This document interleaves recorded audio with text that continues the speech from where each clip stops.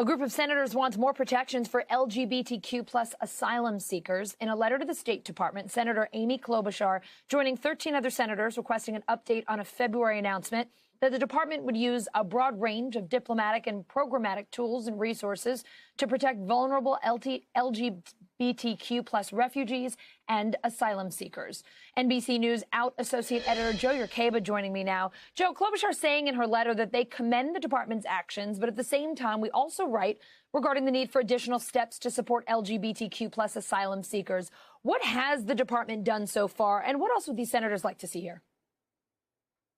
Well, the department announced in February that it would fully support and advance the human rights of LGBTQ people around the world in accordance with a presidential memorandum issued by President Biden. But the senators want to know exactly how the department is supporting LGBTQ asylum seekers specifically. So they asked in their letter for specific plans regarding how the department will restore the country's former commitments to LGBTQ refugees and asylum seekers. And they also asked for updates on the progress the department has made in its global strategy to address LGBTQ discrimination abroad. So they really want to know what concrete steps the department is taking to deliver on that announcement it made in February. Jo, attorneys from the Human Rights Watch say there are shocking stories of violence and discrimination against LGBTQ plus asylum seekers stranded in Mexico. What do you know about what's going on there? Well, you can take a look at this data on LGBTQ asylum seekers in the U.S. There were a total of 11,400 total applications for asylum filed in the United States on the basis of LGBTQ status from 2012 to 2017.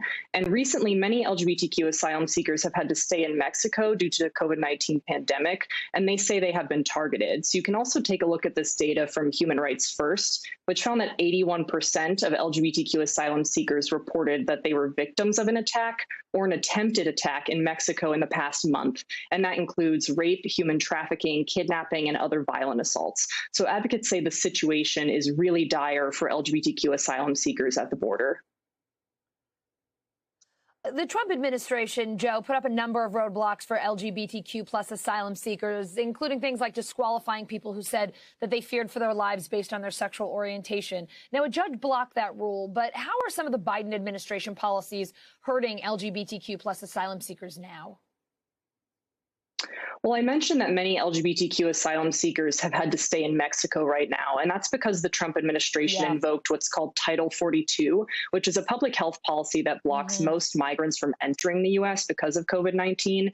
And the Biden administration is still enforcing Title 42 with an exemption process. But advocates have said that that exemption process is too slow to accommodate the thousands of asylum seekers there are, and that it's difficult to access. So it's currently blocking many LGBTQ asylum seekers from entry. And according to that data that I mentioned from Human Rights First, that may be leaving a lot of them vulnerable to anti-LGBTQ violence and other problems like housing insecurity.